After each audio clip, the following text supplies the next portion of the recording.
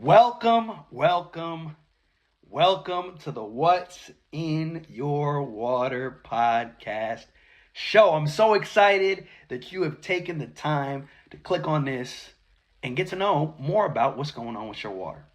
It is so imperative today, guys, that we know what type of water we're drinking, what type of water we're showering with, what type of water we're brushing our teeth with, what type of water we're cooking with, all these different uses for water.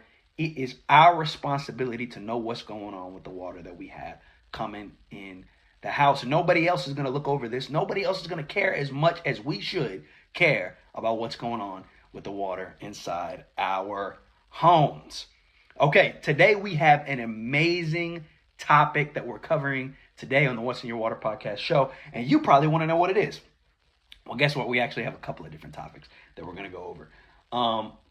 For example, today I want to talk about hard water. And I want to use a real life example of a house that I went to just this past weekend. Now, I was at this house. It was out about 50 minutes from me, a place called Chickasha, Oklahoma. And I'm there, and the lady has a well. Okay, now most of us think that well water, most of us think that well water is a little bit better than city water. And in some cases, it is a little bit better than city water. And here's why. Because it doesn't have chemical additives that the city would normally put. That's one of the reasons that it's considered to be better by most people. But on the off side, here's another thing that's a little bit different between well water and city water. In a well, you have only Mother Nature looking after what's going on with the well. In the city, you got engineers. You have regulations. You've got laws they've got to keep up with. Whereas in a well, nobody's monitoring what's going on inside the water. You see what I'm saying? So when I go to well homes, I always tell people, guys, it's great that you have a well. You don't have any chemical additives. I'm a little bit jealous because I live on city water and you live on well water. But the only thing is that in the city, guess what? You've got people monitoring what's going on with the water. In the well, you don't have anybody monitoring. So you have to be your own water purification center, your own water treatment center, your own water filtration center. If you don't become that, guess what? Anything could happen. And it's not like we've got a microscope or we've got some type of camera down there so we can see what's going on with the aquifer. We don't know what's going on at all. So that's a little sidebar. So I go to the house and I'm testing the water there at the house. One of the first tests that I start out with is a hardness test. I want to find out if the water is hard. Now, what is hardness? Hardness is contaminants or particulates that exist invisibly inside the water. That means you and I can't see it. It's dissolved solids inside the water. Most of them consist of calcium and magnesium.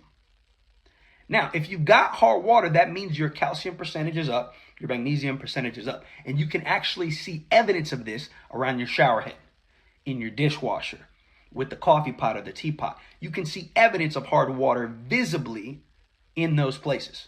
Now, when I go to homes and I'm testing hard water, I will start out with that hardness test. I'll find out using the hardness indicator to find out whether they've got hard water or not. And then I keep going from there. So I asked her, do you got hard water? And she said, do you know what hard water is? She said, yeah, I think I have it. I can see evidence in on my forks and spoons and different things when I take them out of the dishwasher, in the pot. When I boiled some water, I can see white stuff around the pot, or in the teapot or the coffee pot. I use vinegar. Matter of fact, you know what she told me? She actually pulled out a specific type of cleaner. I forget what the name of it was, but it was like Jet Dry or Finish or one of these things that you see on the commercial where the dishes sparkle and they show that chemical that they use inside the dishwasher. She pulled out something like that and showed it to me. And I said, okay, is this what you use in your dishes? She said, yeah, this is what I use in my dishes in order to make sure that my dishes get clean. Right before I had even started the test. So we began to do the test a little bit more. Found out she had hard water. We do another test called the precipitation test, where we actually show you what's going on inside the water. We can see the particulates come out of there. So I did that test for her. She was completely shocked. You know what she said next? I know this is the reason why I had to replace my hot water tank. She actually said that. And the reason that she said that was because the wheels began to turn in her mind, and she said, "This stuff that I'm looking at here in your beaker is exactly I know it's exactly what was in my hot water tank when I had my hot water tank replaced." So one of the concerns that she had, and this is really what the topic is today, is how hard water affects appliances inside your home. If you have hard water, it's going to affect the hot water tank. It's going to affect the dishwasher. It's going to affect the washing machine. It's going to affect the refrigerator if you want water through there. Those are the four main appliances that use water inside the home. And if you've got hard water, it affects those appliances. Not only the appliances, the plumbing inside the home, not only the plumbing, the shower heads and different the faucets and different fixtures and stuff like that. It's going to affect all those different areas. So you might be thinking, William, how do I fix hard water? First thing that I'm going to tell you to do is find out if you have it. How can I do this? Most cities, most municipalities, they will allow you to test the water for a fee. You could go to your nearby university and you can take a sample there. They'll be able to test it for you also for a free. They kind of do like for example, I live in Oklahoma, OSU, Oklahoma State University. They do testing for people, so you can take a sample there and test it that way. Or if you live in the Oklahoma area, you can give me a call. I'll come test the water for free for you to find out whether you have hard water or not. Now, this is if you want to know what's going on with the water. Some people don't care about hard water. Like this lady, she cared about it, but she didn't care about it that much per se. She just didn't want it to affect the appliances. Now, I want you guys to think about this, okay? When it comes to hard water inside of a hot water tank, it can cut the lifespan of the hot water tank by 25%, meaning it can literally cut its ability to function by 25%. So instead of it operating at 100%, which is what you bought it at, it decreases its ability to operate due to the fact that you have water, hard water, running through it. None of us would take a little bit of dirt, throw it in the water, and then wash our car with it. We wouldn't do that. Yet and still, we've got contaminants that exist inside the water that you and I can't see because it's dissolved in there. Think about it like this. Imagine you have sugar in water and you mix it up.